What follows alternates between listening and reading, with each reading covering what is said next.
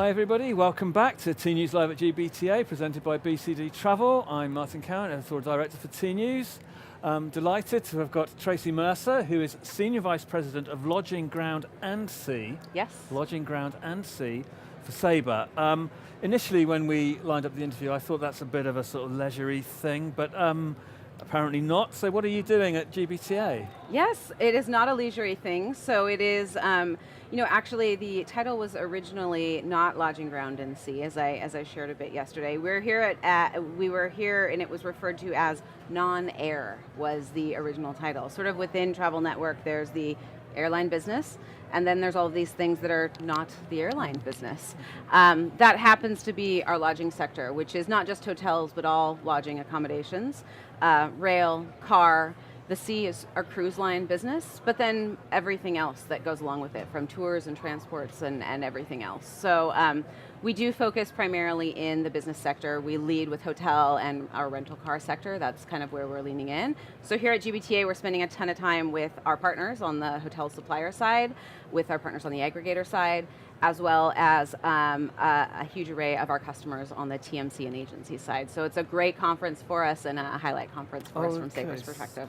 So you're bringing sort of new lodging services. I know that you've struck sort of deals with sort of Booking, I think, was the one that you did. So how are you approaching the specific demands of sort of like the corporate travel players, the buyers, the corporates, other TMCs? I mean, how is that playing into the sort of the conversations you're having with lodging partners? Yeah, it's no surprise that in the lodging space we've seen incredible fragmentation. This isn't a surprise. This also isn't a new problem. It's just a different problem. In the airline space, there's a bit more structure. There's fair filing. There's a bit more structure in how things are set up. Whereas in the hotel space, first of all, the supply is infinite, especially with alternative accommodations. The price point and the price structuring is much more fragmented, and what that means is that the price plethora of options are so great. What we've seen in the corporate space, what that means is that as great of a job as the travel management companies do, or as the travel buyers might be doing, there's always something out there, whether it's being made available through the B2C space or otherwise. So what we're trying to do through lodging content services in our Sabre platform is really try to say, from an agnostic perspective, we just want the GDS, the Sabre GDS, to be able to make this available to the travel management community. For our TMC partners, that means not having all these bookings go outside the GDS, but instead enabling a path in which we're bringing those bookings, whether they're aggregator, direct supplier, or otherwise, allowing a path for content agnostic of source to be booked and made available through agent booking tools and corporate booking tools. Or if a travel agency or a travel management company has their own booking solution in-house, our API-led solution or services-led solution, they can build on top of these. And so that's what we're here talking a lot about with our travel community. It's really a game changer for how they're thinking about content. Previously, those all meant passive segments.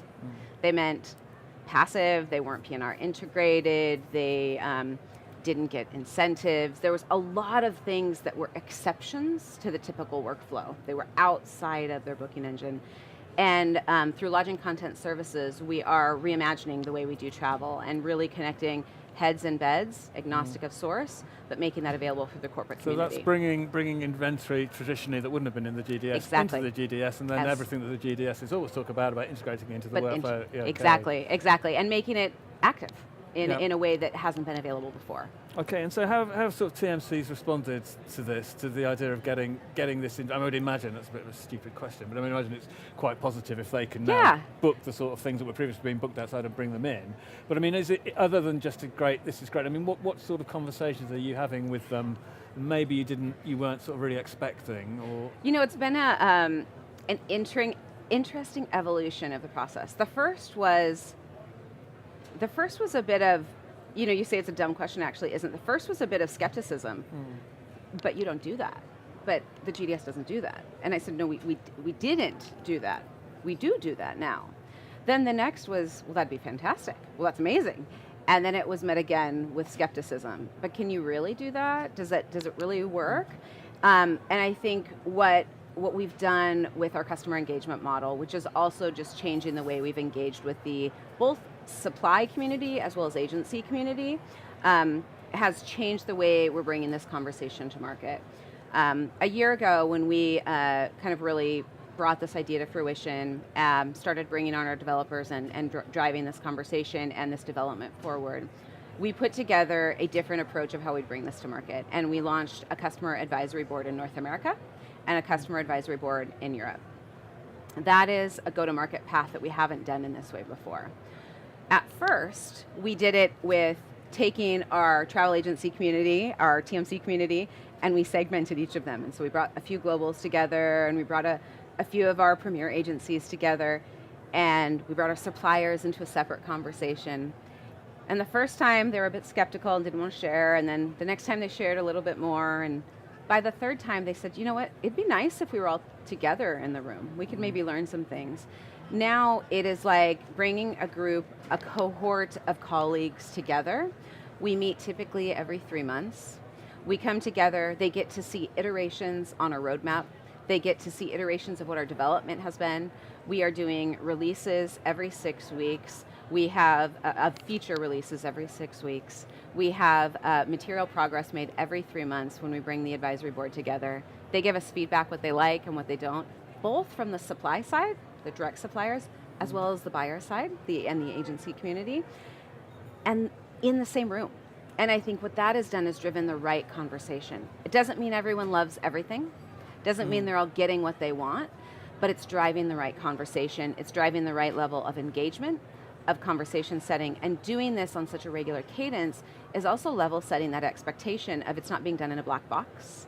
It's not some big PR release that's coming out, but it's an advisory panel, and they're part of what we're creating with us, which I think has been really cool. So you've got all your stakeholders, because I was going to ask you before you explained what you meant by a customer panel, because you have customers. We have customers across the board. Yeah. So we're doing that right now with our direct hotel suppliers and our TMCs, agents and agencies, but we've also started doing it with developers. Those outsourced developers who have to build to these APIs. We've started doing it with corporate booking tools.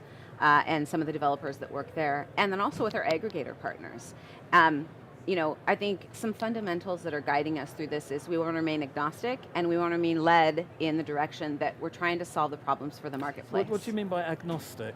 Yeah, it's a good question, and it's actually raised a lot of eyebrows and skepticism a bit, but also it's a guiding principle in what we're doing. What I mean by agnostic is previously, we said, we're going to go through this source only, and we're going to represent a hotel one time.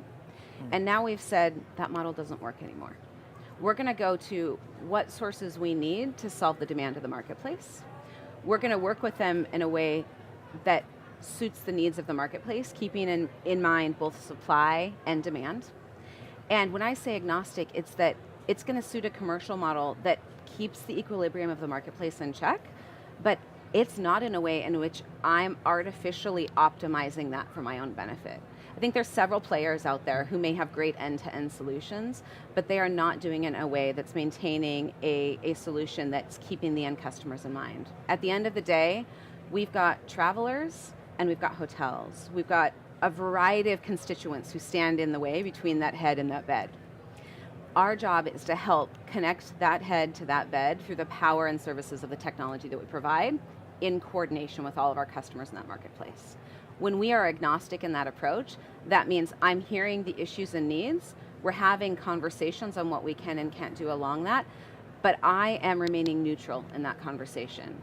There's an owner who has that PCC, there's a conversation in which that direction needs to go, and we're helping them be able to serve the needs of their customer, their traveler, their corporation, in a way that they need to run their business. And that's what I mean by agnostic. Okay, and so then, you talked about the skepticism earlier. I mean, is there a similar skepticism around this agnostic approach? And is it something that you're having to sort of really hammer home when you're having the conversations? I think the proof will be in the pudding. It's going to be less about words and more about actions. What we've heard from some agencies and some of our agency partners is, I actually don't want you to be agnostic. I don't want to know what the right order of hotels coming up should be. could you provide some insight and some intelligence for me? And what we've said is, sure, we can build that from a marketplace perspective. We won't apply it directly, but we may provide that as a tool or a service in which you, as the agency, could manage. But that still remains that we're agnostic in the application of that. We're just providing tools, technology, products, and services. So yeah, I think there's definitely skepticism there, but I get it. This is a marketplace that's filled with third parties and aggregation and reaggregation and fragmentation and money flowing through various pipes. What we want to be as a partner, and that pivot from a pipe to a partnership and maintaining this fundamental approach of being agnostic, driving through to what our customers need, and being the technology that powers that marketplace. Those are guiding principles that will be shown in all that we do. Okay, so if the skepticism is addressed within the next 2, 3, 4 years, I mean, what next? I mean, Sabre does have quite a sort of long-term vision about how the business is progressing. So I mean, where do you think these conversations might? I mean, I've been asking people what the conversation is in a year's time. I'm just wondering from a Sabre perspective, what you think the conversation might be in 4 years' time. Oh, I always think I've worked in technology for about 20 years now, or sort of in the outskirts of technology in the hotel sector, and one of the things that is everyone can have an opinion and none of them will likely be right. So I'm happy to provide an opinion, but ultimately what I see is this landscape, particularly in the lodging space, is going to continue to expand. The definition of lodging is continually evolving. That is going to mean material change for all of us. And the way in which we get to a point of how do we describe and ascertain value and best value through that is going to change as well. So the role in that is helping our customers navigate that fragmentation, navigate that definition for them and their customers, and facilitate the marketplace enablement of that navigation. I don't know the answer, but what I do know is that through the power of our platform and through the power of a marketplace, we're at such an amazing intersection to be connecting so many constituents in this ecosystem and have such visibility to what's going on that I love the position we stand and the oversight that we get to have and the partnership that we can bring to everyone as they're navigating this. So I think it's a fantastic intersection to sit at. Yeah, it is. It's really fascinating really what's happening going on with the big tech companies at the moment. Absolutely, absolutely. And Sabre is just driving through such an innovative direction in what we're doing, and the leadership and the platform direction and the open services and just the progress that we have made in such a short timeline since I've been on board is phenomenal. And it's exciting, it's empowering, and I just have such admiration for my team and what we're doing, and just want to keep seeing it move, because I think this is a space that we have so much more we can do. Indeed. All right, well Traci, thank you very much. I'm sure you've had a busy afternoon. Yes. As indeed we all have. So back to the stand and more partnerships. Thank you so much. Okay, so Martin Cowan, Editorial Director for Tnooz. This is tnoozLIVE at GBTA presented by BCD Travel. I'll be back shortly. Thank you very much.